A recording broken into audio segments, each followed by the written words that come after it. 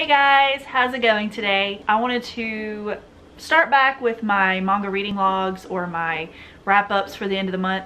I've missed making these and it's just been a really crazy time at my job, so I just want to jump back into it and I hope you guys are excited to watch, so let's go.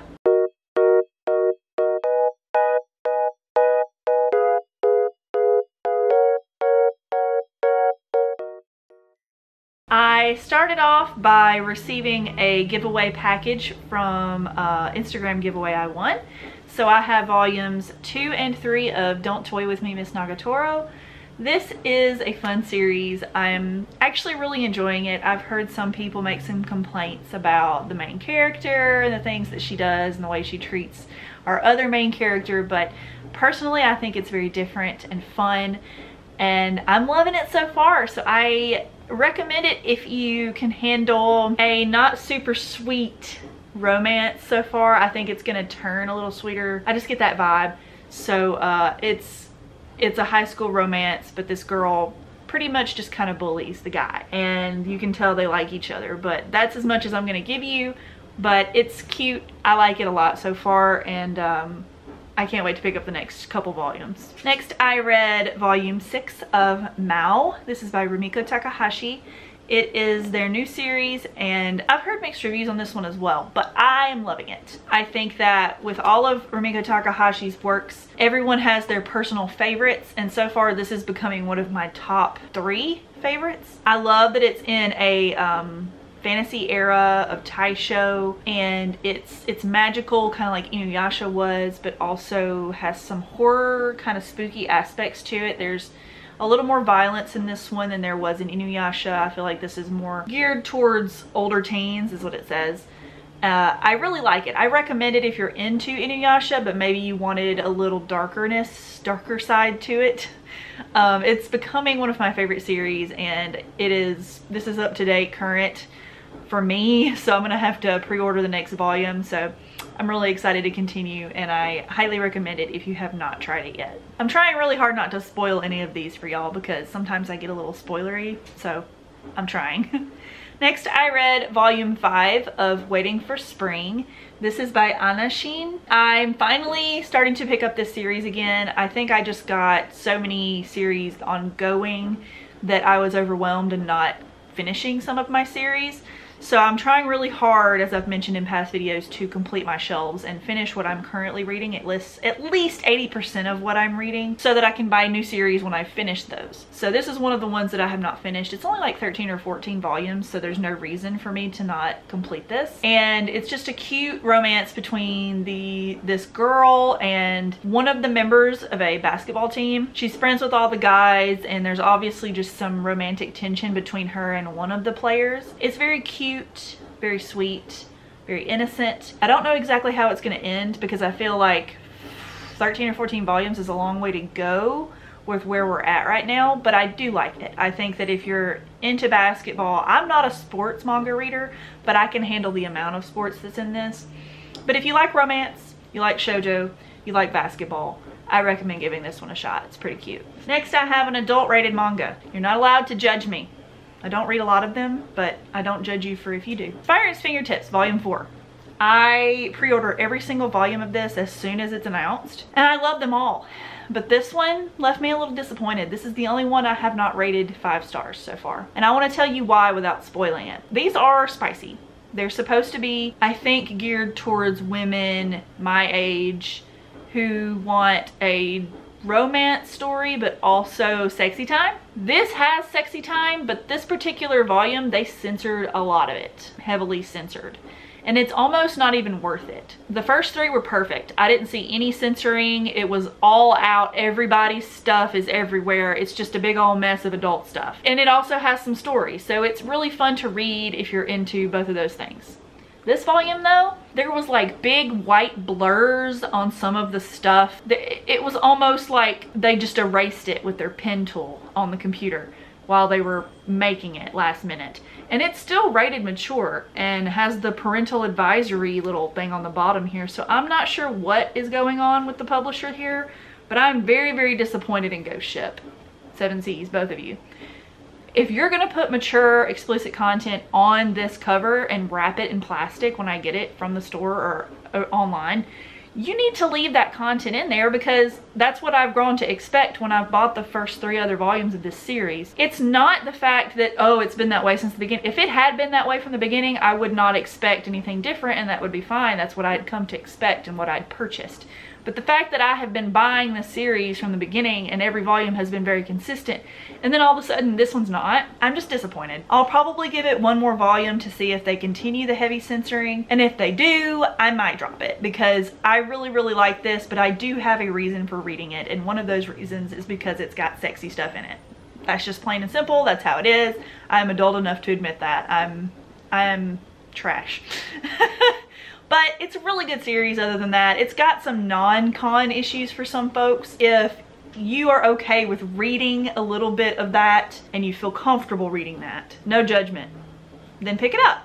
I recommend it if you're an adult. If they continue to censor it though, I might have some problems, because nothing crazy happened in this one, and I also feel like they may have lowered the amount of sexy time in it. So there's fewer sexy time scenes.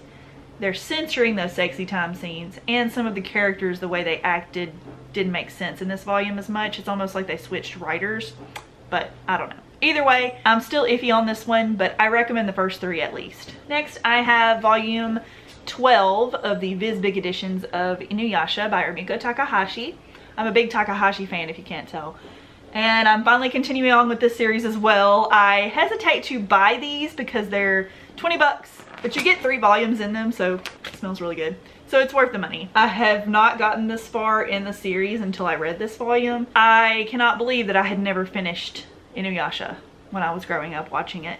So I'm loving all the new content that I'm getting. I can't wait to see how it actually ends officially, instead of just all the stuff I've read about it. If you're a fan of Takahashi's work and you have not tried Inuyasha yet, please consider it. At least pick up the first omnibus and give it a shot. It can be kind of silly and it can be repetitive, especially further into the series, because it does go for a really long time. I think the initial release was like 50 something volumes, and these 3-in-1s cut that in half by a ton, like more than half, you know what I mean. It's not as hard to pick up in these versions, not as hard to store on your shelves. And I can't wait to finish the series. I hope that I can continue to find these omnibuses and that they don't go out of print anytime soon. It's a classic. I like it so much. Please, please, please try Inuyasha once. I had to get a drink. Next, I have volume 2 of Emokoi. I guess that's how you say Emokoi? Emokoi? I'm gonna say Emokoi. This is by Ayuko Hata. It's about 2 kids who are, it's a romance story, but they start off kind of together. Okay, I'm not gonna go into details on how that happens, but they don't go through the relationship of not telling each other they like each other and then dating at the end. They kind of already start off dating. So it's a different dynamic of falling in love with each other after you've dated. So if that's something you're curious about, a lot of stuff feels different in this series than a lot of other shoujo that I've read recently. And at times I would consider this josei, but not really. It's on Shoujo Pete, so it's obviously shoujo, but I feel like this could have been maybe a little better if it was josei, but I recommend it. It's cute, it's fun, the art is precious. I love the guy character. He feels so different from a lot of shoujo guys. I don't know, I feel like he says a lot of what he thinks and means what he says. So I recommend it if you want something a little different. I have another mature rated manga, but this one actually is rated older teen, 17 plus. Not Ghost Ship, it's 7Cs officially. This is Our Teachers Are Dating by Pikachi Ohi. This is the last volume of the series, volume 4. So the title kind of explains that they're already dating. You start off in the series a little confused in my opinion, because it feels like there should be at least 1 or 2 volumes before, but it still turned out really well in the end and I like it.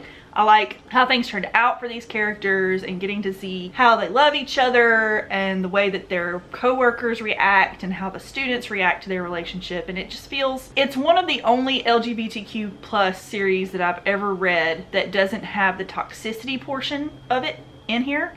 This was all positive. This was all happy vibes, just sweet, romantic, some sexy stuff, just not for kids.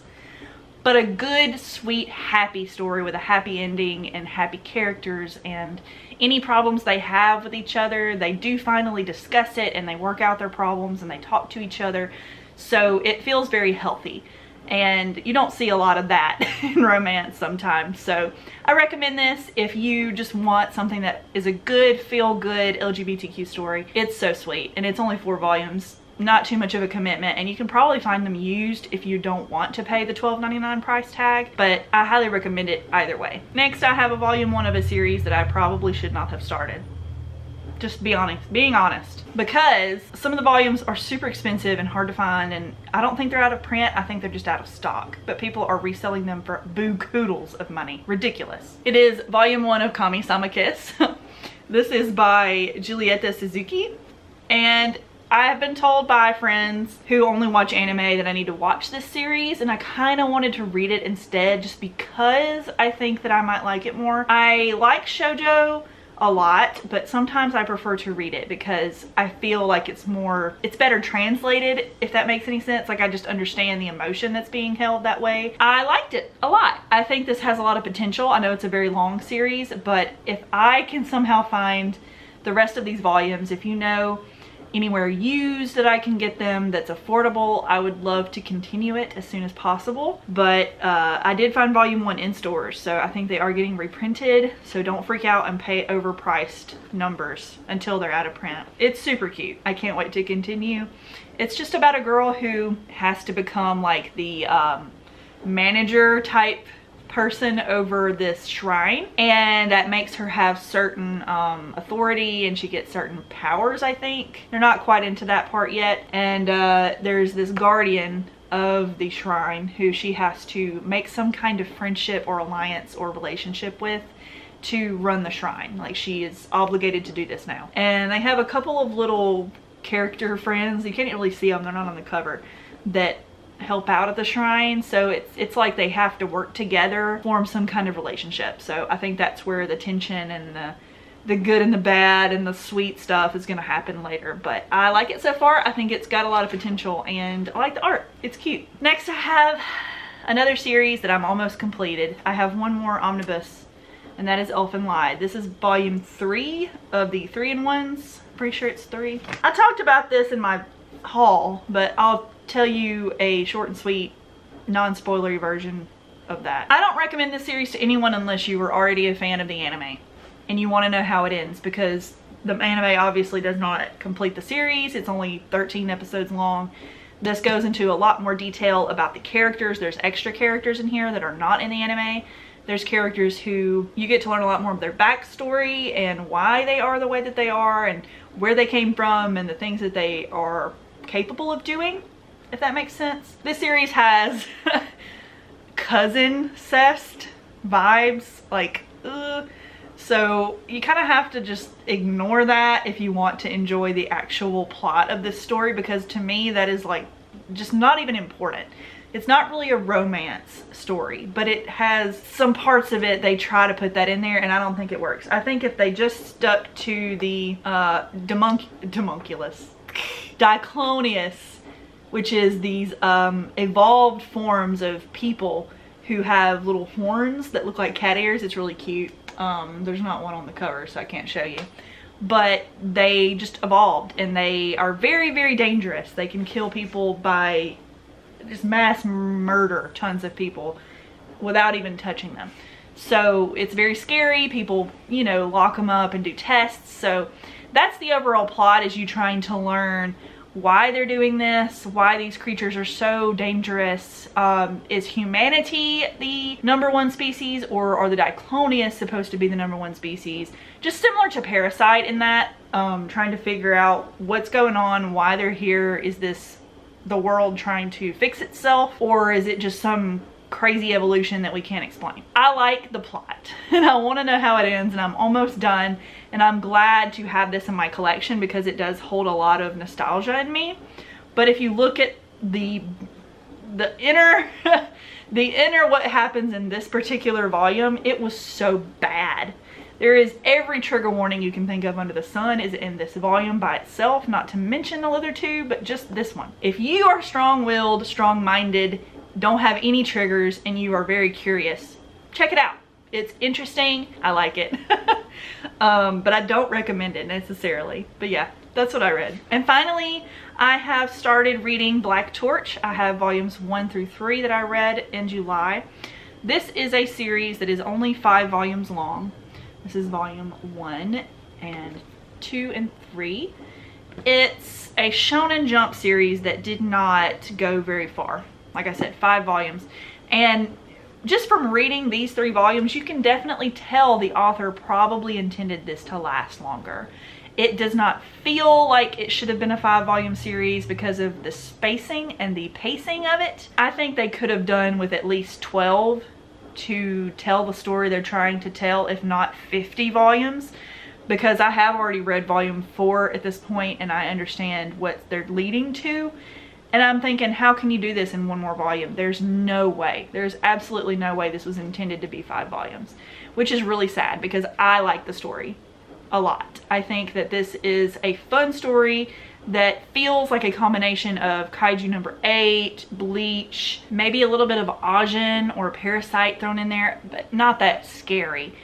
But it feels like it takes elements from each of those and kind of perfects some of them and also lacks on some of them. It's not perfect. I'm not going to sit here and say that I don't understand why it wasn't continued, because there are some not so great parts of it that are just too info dumpy. But if you're curious about this series, it's super short. It's not the hardest to find. Volume 2 though is difficult to find itself.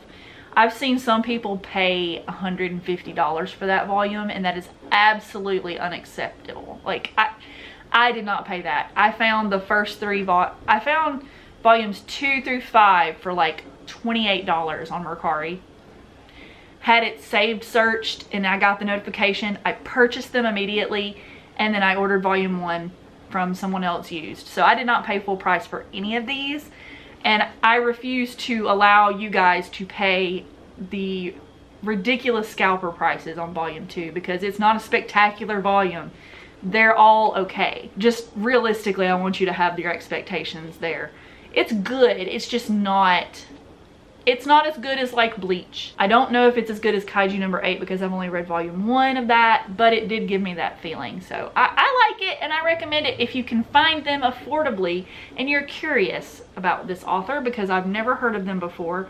Tsuyoshi Takaki, I don't know if they've written anything else. If you know of any other series they've created that were good as well or got to be completed in English, please let a girl know, because I would like to read more of what they have to say. Because this was fun so far. I have not finished it and I'm really sad that it did not go any further. I like it. But yeah, this is all of the volumes that I read this month. I hope you guys have enjoyed this video. If you did, please remember to like and subscribe. I hope to continue doing hauls and reading logs and just maybe some more first impressions if I read any more volume 1s, because that's the kind of stuff I like to watch. So that's what I want to make. And if you have any cool ideas for videos that you'd be interested in hearing my opinions on anything, or if you're very curious about where I get my manga, I want to do more where I buy my manga from and how I do it, just let me know. I know that not everybody cares about that kind of stuff, but if you are, just let a girl know and she'll do it. But thank you guys so much for watching. I hope you're having a fantastic day. Stay safe and I'll see you in the next video. Bye guys.